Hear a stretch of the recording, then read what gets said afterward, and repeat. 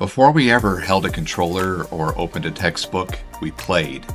Play is how we learn to move, to speak, to test the world and see what happens next. It's curiosity in motion, our first lab, our first lesson, our first risk. As we grow, we start to shape it.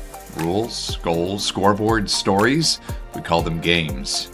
But underneath every game is the same instinct to explore, fail, learn, and try again. Somewhere along the way, we split that instinct in two. Play became entertainment, learning became work.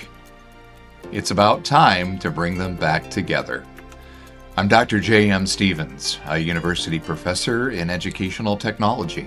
My career sits at the intersection of teaching, storytelling, and technology, behind microphones in classrooms and now in the digital worlds where the next generation learns to think. This channel exists for two kinds of people who don't realize they're the same person yet. Teachers who wonder why students tune out in the class but grind for hours in games. And gamers who've mastered complex systems but never noticed they were learning the whole time.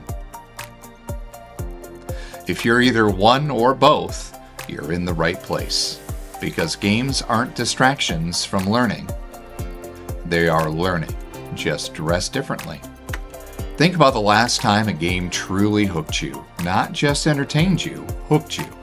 Maybe it was Elden Ring, where every death taught you something new about timing and terrain.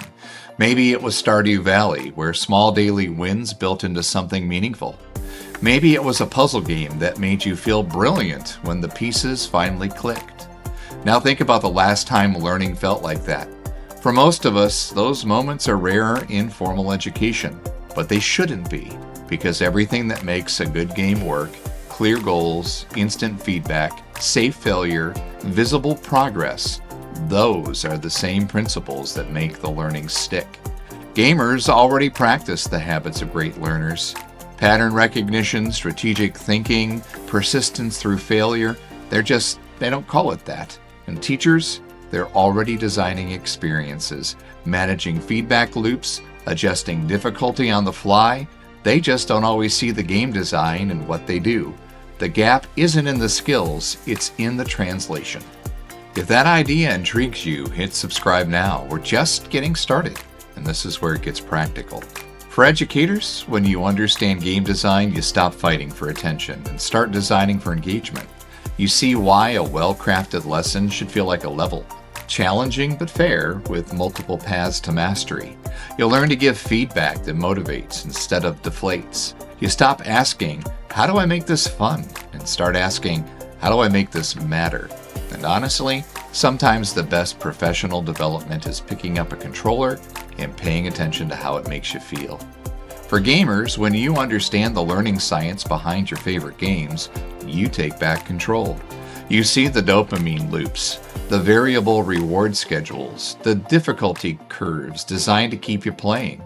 You learn to separate healthy mastery from manipulative grinding, and you realize something powerful.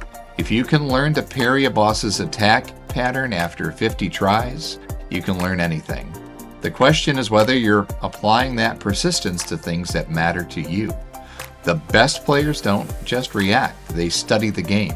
That's what conscious learning is, and that's what this channel is about. So here's how this works. I play and you learn.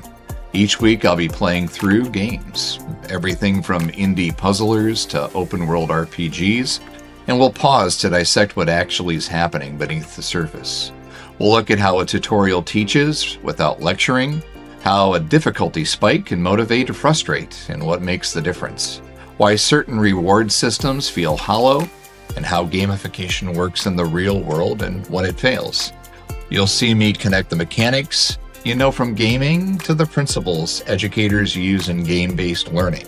Whether you're designing a classroom activity or just trying to understand why you can't put that one game down, we'll break it all down together in real time with real gameplay.